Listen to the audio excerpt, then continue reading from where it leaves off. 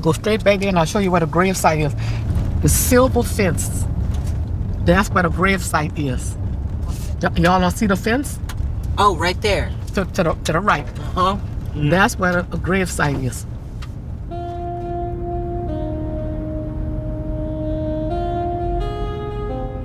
This is Into the Mix, a Ben & Jerry's podcast about joy and justice, produced with Vox Creative. I'm Ashley C. Ford.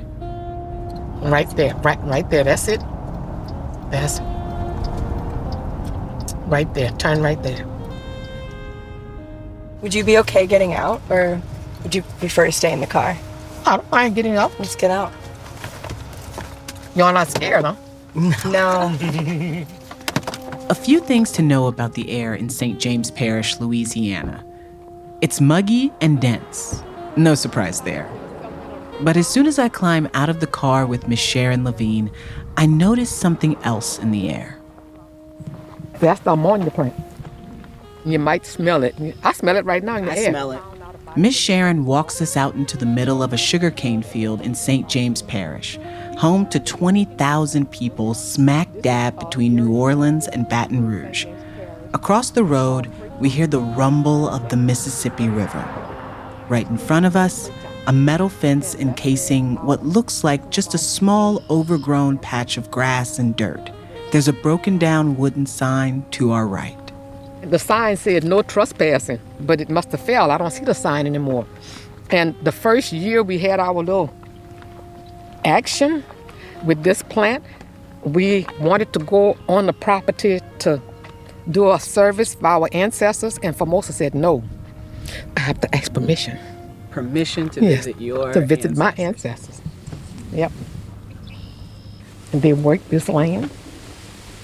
Some of them was born on this land. Some of them, well, all of them died on this land, and they were buried on this land. We're doing this because of them. And I could just see in the sky, it looked like something was just moving like that. And I knew that was them. You could see their spirit in the air. I could feel the presence of them. Looked like they were smiling and they were glad that we were doing this in memory of them. So it touches me because my ancestors are in this ground. But look how they let the grass grow. In Louisiana, thousands of enslaved people are buried along the Mississippi River, often in unmarked and unprotected plots. Very rarely do their descendants have the opportunity to visit the places where they rest. But that's where we are right now with Miss Sharon, on the land of the former Buena Vista plantation. Miss Sharon's ancestors lived and died there. And now, St. James Parish is home to Miss Sharon, her family, her community.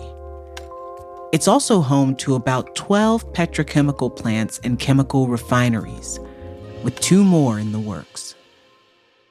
One of those plants is the Sunshine Project, a proposed 2,400-acre operation from Formosa Plastics, just beyond the fence where we are standing with Miss Sharon, directly on top of where her ancestors are buried. In 2018, April of 2018, I was teaching school, and my daughter called me and said, "Mama, the governor just announced a $9.4 billion Formosa Plastics is coming into St. James." I said, "What?" I looked like I got sick. Like my inner stomach, I just didn't feel good. So when I came home, I laid on the sofa, turned that TV on, and I didn't move until I saw the news. And I saw it for myself. They were celebrating. And the governor said, "My friends from Taiwan, our neighbors," or something he was saying.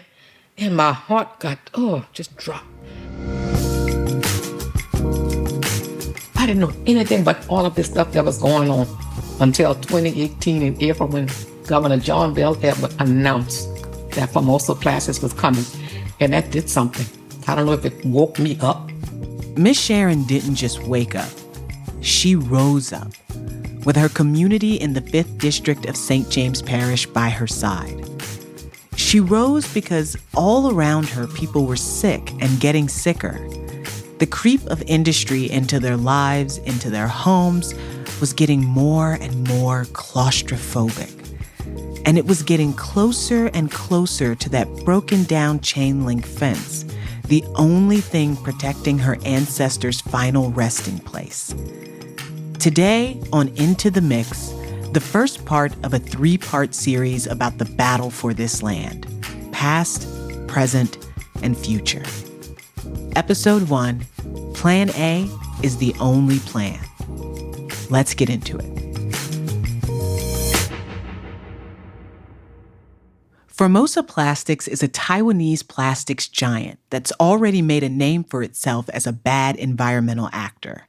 In 2019, it paid $50 million to settle a lawsuit brought by Texas residents for releasing plastic byproducts into local waterways. The plant proposed for St. James Parish would make products from the surpluses of fossil fuels like natural gas and petroleum. And it's no surprise Formosa decided this is the perfect place for them to build. Miss Sharon's home in the 5th District of St. James Parish was rezoned in 2014 from residential to residential/future industrial. This rezoning essentially says people live here. More specifically, mostly Black people live here. But don't worry, not for long. Yes, you sure got it right. Future industrial. Future industrial. I remember that because all that was sugarcane farm, and that's industrial now. Really? That's why Formosa was coming in. It was industrial. Wow. Future industrial. Sure is. The minute you enter the 5th District of St. James Parish, industry engulfs you. Hundreds of huge storage tanks holding oil byproducts and chemicals butt right up against homes, spewing invisible emissions into the surrounding air. Along the Mississippi River, you drive beneath countless overpasses built of pipelines. In the near distance, like Oz on the horizon, metropolises of smokestacks and flares puff clouds into the sky. I didn't know we had this many plants in the area. I was happy-go-lucky going to work every morning. But I would smell that smell in the morning, but not knowing where it was coming from. Right. And all of a sudden I said, I wonder if the whole world's smelling. Not knowing it was just the 5th district in St. James Parish and the 4th district too. And it would smell so bad. And I said, I have to go outside and smell that. It would be early in the morning, and sometimes it would be late at night. I would get in my car and go to work. And I saw those storage tanks. Whenever the sugar cane is cut down, you could see the storage tank. And I said, where have I been all these years? Where these storage tanks came from? I said, they've been there. I didn't know they were there. Where was I? I was in another world somewhere. A decade ago, Miss Sharon was a special education teacher, living in one of the most polluted regions of the country. She watched with confusion as her neighbors and family members got sick with increasing severity. So she started attending her local health association meetings. And it was there that she realized she wasn't the only one who noticed something was wrong. I went to the health meetings. One lady had breast cancer and her breast taken off, and she would come in the meeting with a breathing machine. And I started associating that with all the chemicals and stuff, and all the funerals that we were having. They were coming from somewhere. It clicked. Their new industrial neighbors were killing her actual neighbors, her friends, and her family. It awakened something in her she didn't know was there. She never imagined that she would be the one to stand up against the Goliath of industry. The governor approved it. It's a done deal. You can't fight it. Nobody did anything about anything. Right. And then I went to my cousin Deborah, and she said, "Why don't you fight?" I said, "Not me." I got mad with her. I said, "Not me." She said, "Why not you?" I said, "Because I'm not a public speaker. I speak only in my classroom. That's a little room." It bothered me the whole summer, but it kept ringing in my ear what Deborah said, "You can do it." And boy, I said, "Lord have mercy. Why does it keep worrying me?" So I went and prayed. I prayed, and I went home, and prayed and I laid in the bed at night and cried because we wasn't doing nothing. So I prayed, and then when God told me to fight, that's when I started Rise, right here in this den. Started Rise, and I've been speaking ever since. I've been talking. You can't shut me up now. Miss Sharon stepped up to fight, but she didn't do it alone. She gathered her friends and family in her living room, and together they started Rise St. James, a community-led environmental justice organization.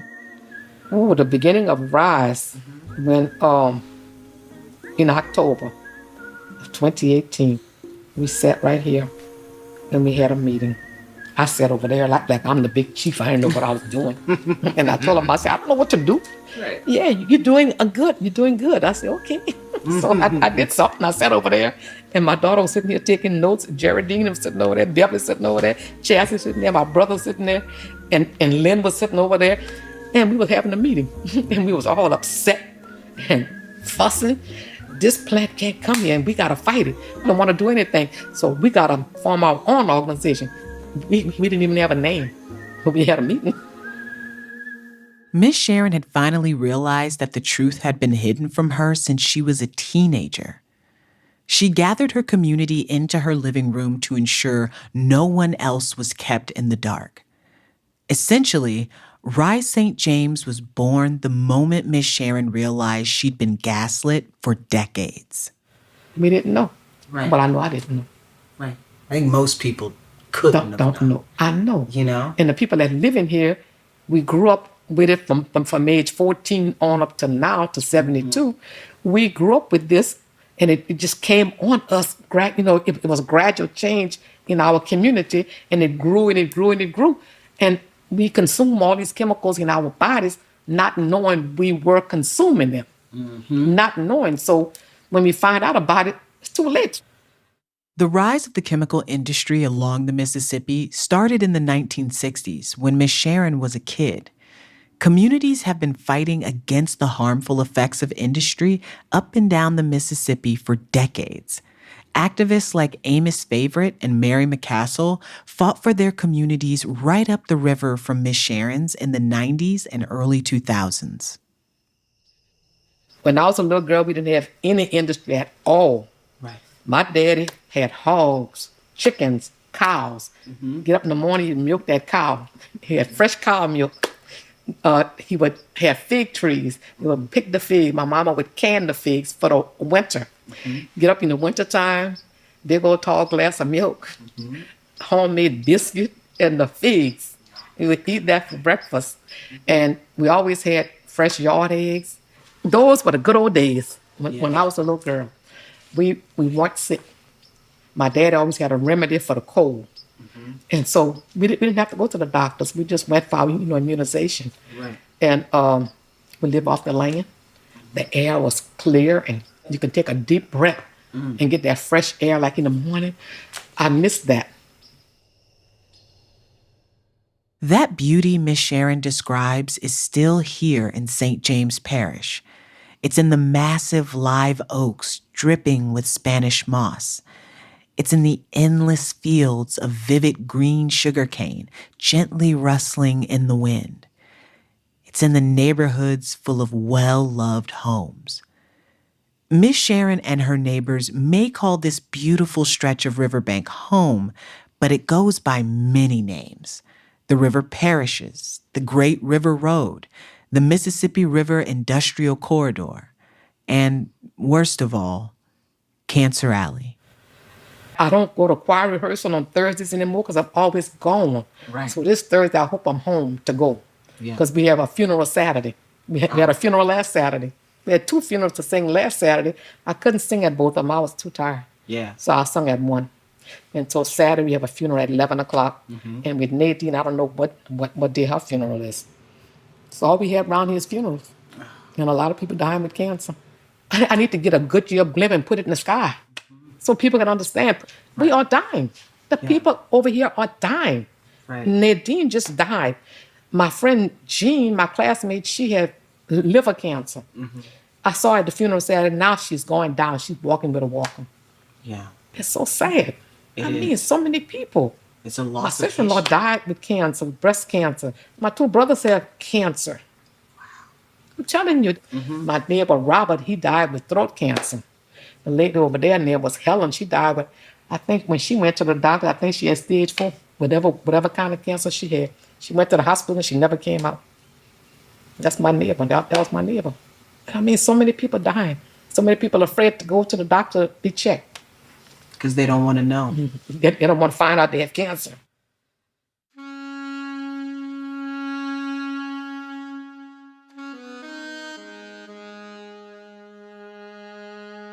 This 85-mile stretch of riverbank houses over 150 petrochemical plants.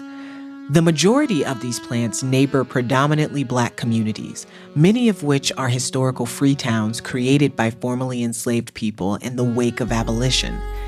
The descendants of those folks still live here, breathing polluted and carcinogenic air day in and day out. This pollution has led to widespread and drastic health challenges for communities here. People have reported rare and aggressive cancers, autoimmune diseases, and high rates of asthma, especially among children. This region has been dubbed a sacrifice zone, essentially implying that the people who live here are a sacrifice for industrial progress. Let that sink in. Sacrificing lives, overwhelmingly Black lives, for industrial progress. Black lives for products like single-use plastic.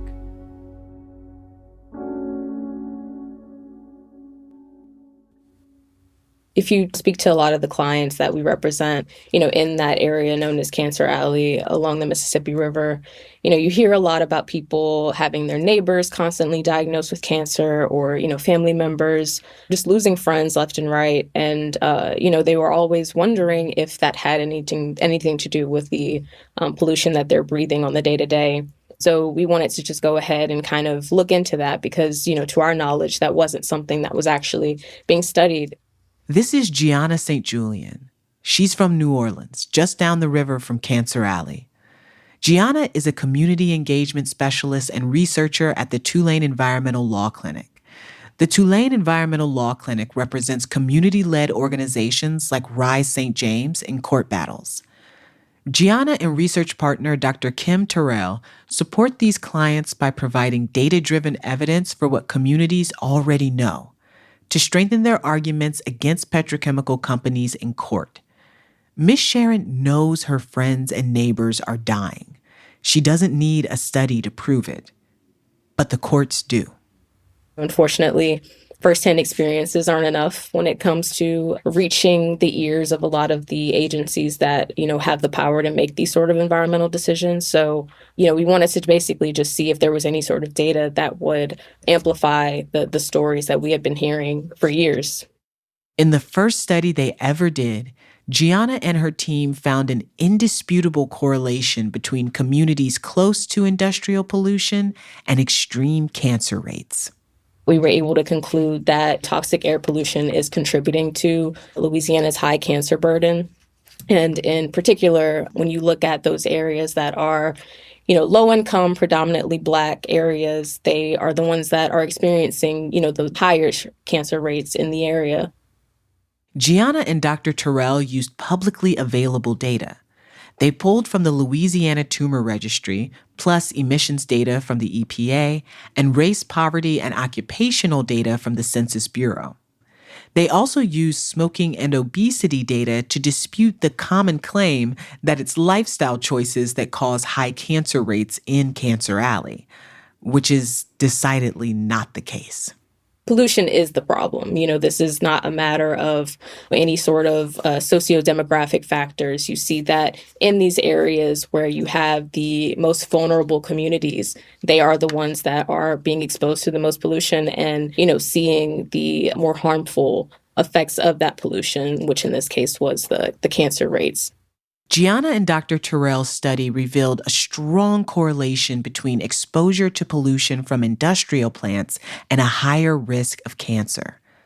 And it's killing people. An estimated 850 additional people per decade dying from pollution-related illness in Cancer Alley. You know, it's pretty extreme. If we look at this from the standpoint that these aren't just numbers, that these are actually people, just based off of living in these areas, going about normal life and just breathing air, you are contributing to almost 900 extra cases of cancer every decade. That's extreme. A lot of this wasn't necessarily shocking because it was stuff that we had been hearing for years from the people who were affected, but definitely like seeing it written out in that way, it was a hard pill to swallow for sure.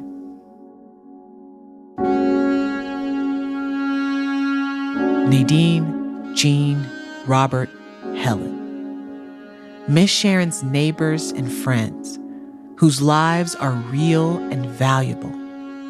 People who love and are loved.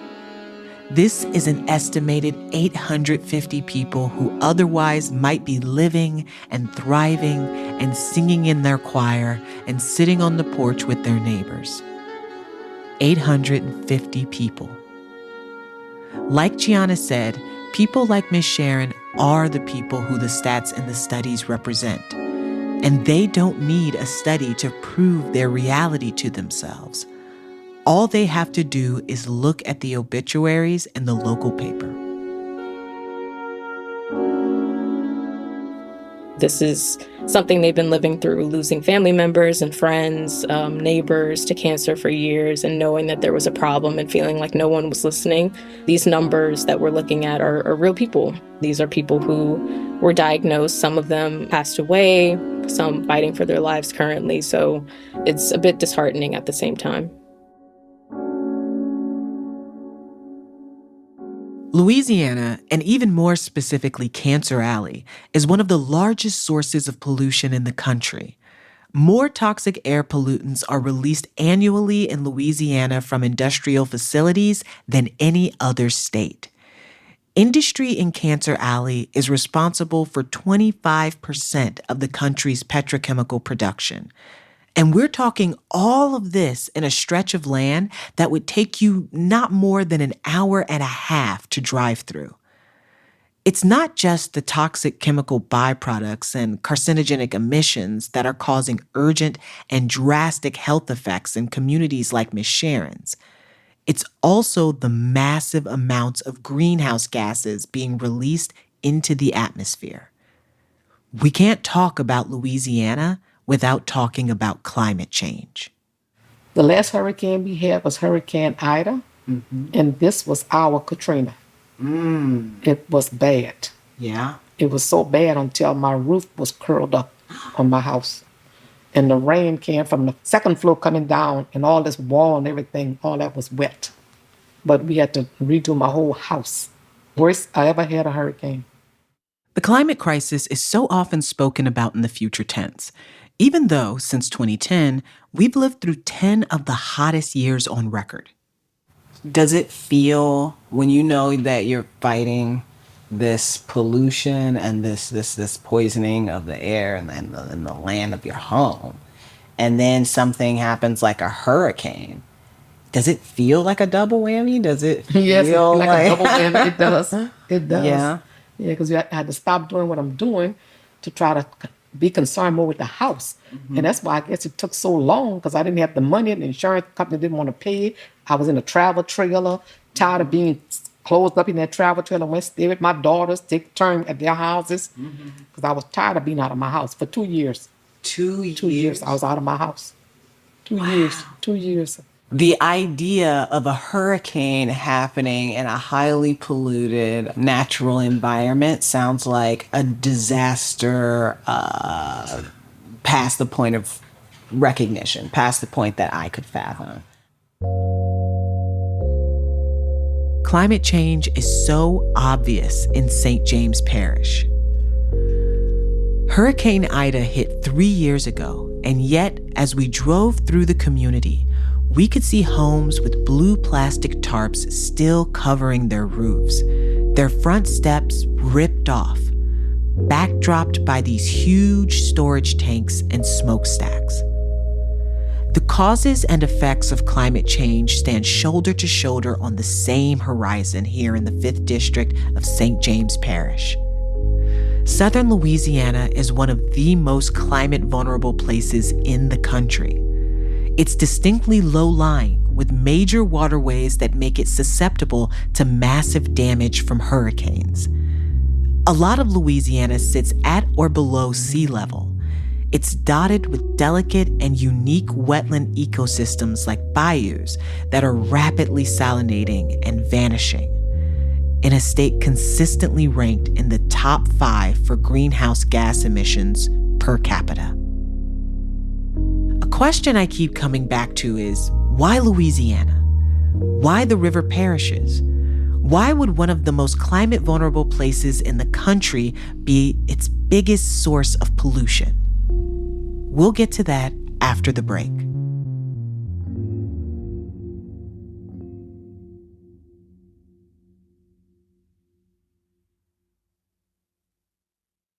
Our concerns are we have too many industries in St. James Parish, especially in the 5th District. We're coming to you to ask you to help us. If this plant come over here, we are not going to be able to breathe clean air. We're not going to be able to live. But I just need factual information. I need scientific data. Okay. I need real information. I know thousands of people who actually work in the industries inside the fence lines I do too. that don't have cancer. Well, I know some that You know, that work in the fence line and they had cancer and they died. And Ask well, him. Ms. Sharon Love, with all due respect, we all gonna die. We are going to We die. all gonna die. But why rush it? So what? Why I'm rush not it with trying these to rush it. industries? I told you. This is Cancer Alley. It's not Cancer Alley. Yes, it is Cancer Alley. That's a myth. That's Cancer Alley. All these people up here dying, 150 chemical dying plants all doing over cancer. the This place. is Cancer Alley. Don't tell me this is not Cancer Alley. This clip is from a 2022 short documentary by the Years Project. Sharon's speaking with the now former St. James Parish president. Miss Sharon has heard Cancer Alley called a myth more times than she can count. Worst of all, it's usually people in power who throw that claim around. Chuck R. Brown, who was head of LDEQ, came to our community meetings. He came to the school board meeting and to our parish council meeting that concerned citizens were attending, trying to get the information to the schools, and said that my dad was a fearmonger, that our organization was disseminating mistruths. These were not facts, that everybody was safe. This is the head of LDEQ. This is Tish Taylor, Director of Concerned Citizens of St. John the Baptist Parish, the parish just south of St. James. Her dad, Robert Taylor, is a well-known activist in Cancer Alley. Robert, Sharon, and Tish work closely together. RISE and Concerned Citizens may be distinct, but they support each other's fights and share information, building a powerful coalition against the industries plaguing their communities. The LDEQ Tish mentioned is the Louisiana Department of Environmental Quality, the state agency tasked with environmental protection. Tish's roots are deep in St. John the Baptist Parish. We're located in Reserve, Louisiana. We grew up there. My dad was born and raised there. So we're locals for generations. We're locals. And my mom had breast cancer. She's a breast cancer survivor and also was diagnosed with multiple sclerosis in her early 60s. So she was having so much problems, medical problems, so many of them that she actually moved with my youngest brother to Anaheim, to California. She's doing much better there, health-wise. My sister actually is diagnosed with a very rare autoimmune disease that paralyzes the stomach. And she's actually living in New Orleans now, taking weekly infusions. So our family has really been hurt by this. My brother has type 2 diabetes. My brother was home maybe 2 years and had a massive heart attack out of nowhere. And then the next year, another heart attack, and he was diagnosed with full-blown diabetes, which is not hereditary in our family at all. But he lives right on the fence line of DuPont Dinka. So it's just all over in my family. My families and my neighbors are all suffering, recovering, are gone from autoimmune diseases and cancers. It's rampant in our community, and it has been for the last 40 years. Tish grew up a mile from one of the oldest plants in Cancer Alley, DuPont Danka. It was first built by DuPont Chemicals back in 1968. The plant makes neoprene, the thick rubber plastic that builds beer koozies and wetsuits. It was later sold to the Japanese company Danka. My dad and mom we had just moved into our new house in Reserve when DuPont at that time started up their neoprene plant. So they came along when my parents were just starting to have a family. So we've been exposed to Lord knows how much emissions without it being regulated for decades. Tish's story brings us back to that nagging question. Why here? Why Louisiana? Why in St. James and St. John the Baptist and the rest of the river parishes? I'm going to try to answer that question in part right now. Okay, so oil drilling expansion in Louisiana began in the latter half of the 20th century. Big industrial players began building along the Mississippi River an industrial thoroughfare with easy access to one of the country's biggest export terminals, the Mississippi River Delta. Before the 1960s, this same corridor was an agricultural thoroughfare, but Louisiana's geological history also left vast stores of oil under those fertile fields. Fossil fuels like petroleum and natural gas are the building blocks of countless industrial products known as petrochemicals. That makes the oil-rich Louisiana landscape a perfect place to set up shop to build products like plastics. Production really kicked off around the time of the EPA's inception and the beginning of modern environmental movements. So at first, Louisiana's Department of Environmental Quality was tough on industry. In 1989, they actually passed a law to cut toxic pollution in half in a decade and gave companies tax incentives directly tied to meeting environmental standards. But that all changed in the late 80s, when industry lobbied hard against environmentally focused state leaders, and pretty much since then, the state has been very pro-industry. Since the 1990s, the state and the LDEQ have failed to significantly punish industry for air permit violations. Instead, they provide huge tax incentives for new developments, taxes that would typically go to the parish to fund schools, social care systems, parks, roads, healthcare, all the things that allow communities to survive, never mind thrive. And instead of paying taxes, oftentimes companies will try to endear themselves to the communities they pollute, like with the neoprene plant Danka in St. John the Baptist Parish that has a community outreach program called Near Neighbors. They give out turkeys and gifts at their little meetings, and they have nice little gatherings for you to come to the community that they're poisoning. That's so nice of them. But they're not good neighbors because they're poisoning us. Being on the ground in Louisiana makes something very clear. Big industry loves Louisiana. When I was visiting with Miss Sharon, New Orleans was taken over by the world-famous Jazz Fest. There were signs everywhere.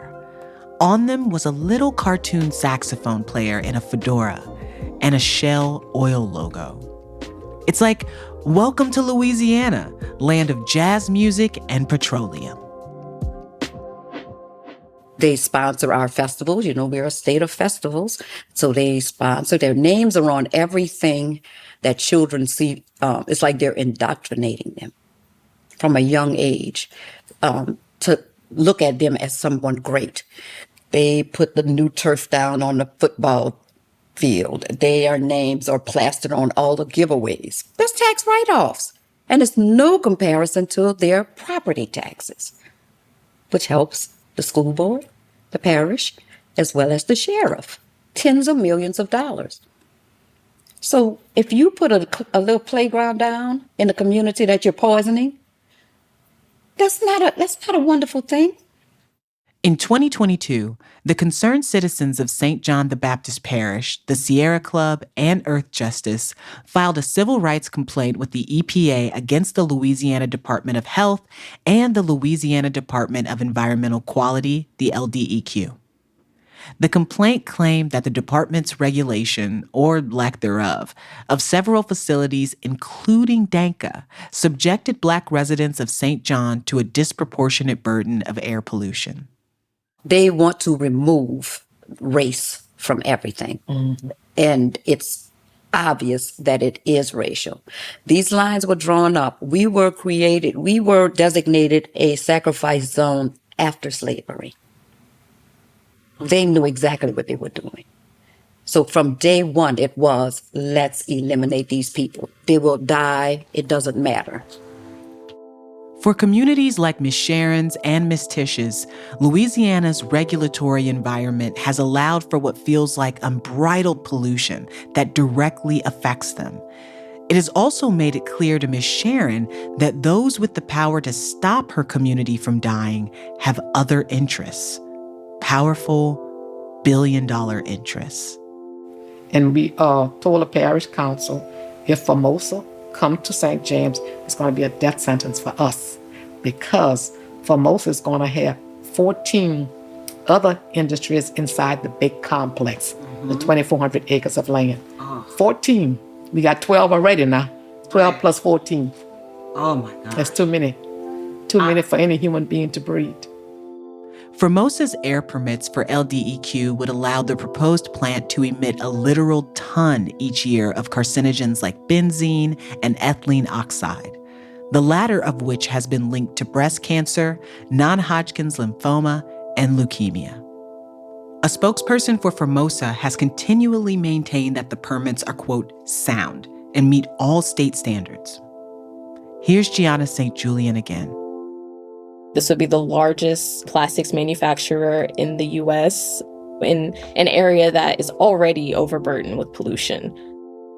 The Formosa plant would emit known carcinogens like ethylene oxide, a pollutant that DuPont Danka near Tish's home already emits way beyond the safe amount, which is 0.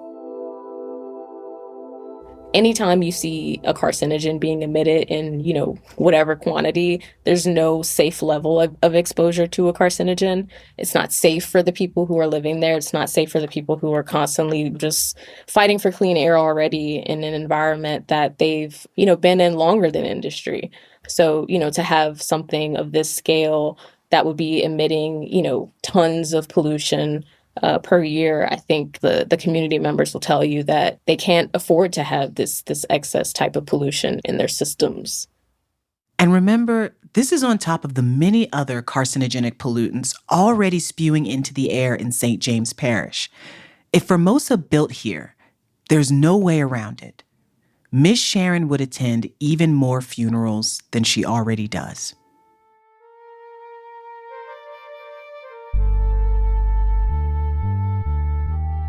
What would it mean for your community if Formosa ended up being built and went into full operation? I can't see that. I have never envisioned that, because I know Formosa is not coming. So they might as well pack their bags up and go somewhere else. I can't envision that.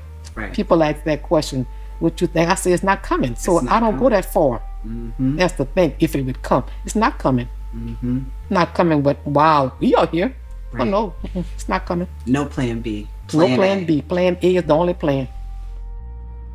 In January of 2020, the archaeologist who originally located the grave sites on the Formosa site wrote a report saying he couldn't be certain the graves belonged to formerly enslaved people, unless they were exhumed. Essentially, the report claimed the unmarked graves could be those of poor white field hands or others who died on the plantation there, instead of formerly enslaved people. This change in viewpoint didn't change anything for Miss Sharon. It felt like yet another way the reality of Black communities in Cancer Alley has been questioned. Cancer Alley's existence has been called a myth. Communities have been told they're wrong, their deaths inadequate, their lives sacrificial. It's like there's a monster in their backyard, a monster only they can see.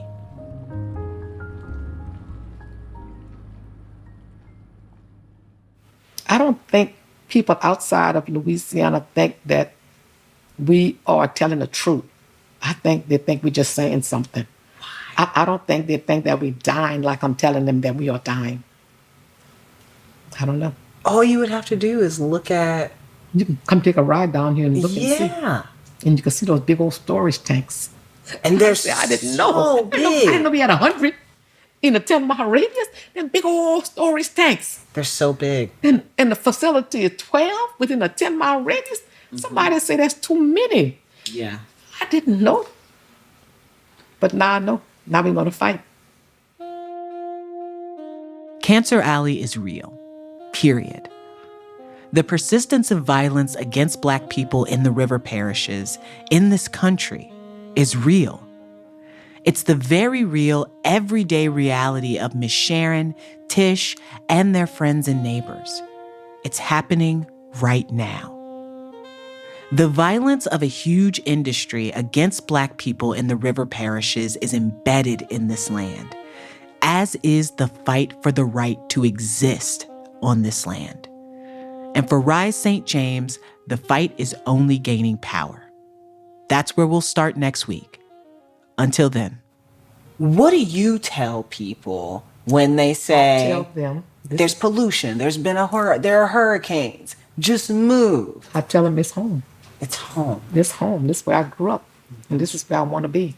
Getting rid of the pollution, not the people. This is our home. Let the industry go back to where they came from. And they're not going to make us move. Let them move.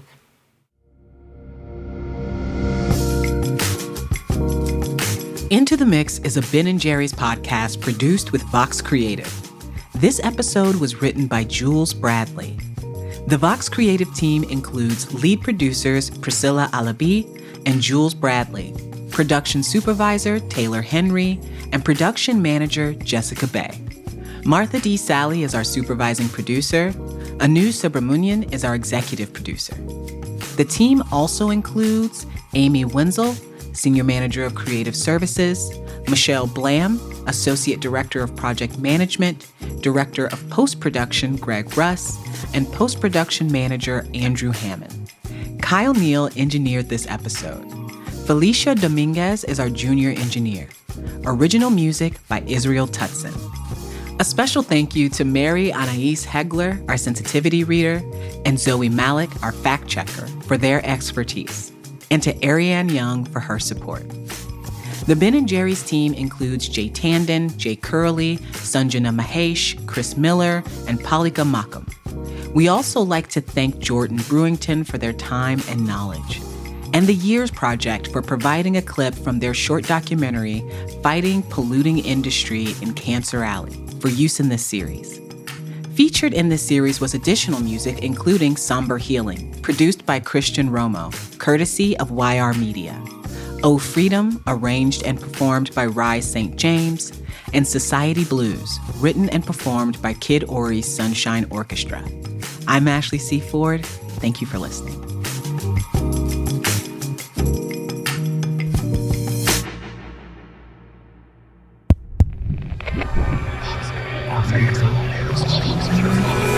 Vox Creative.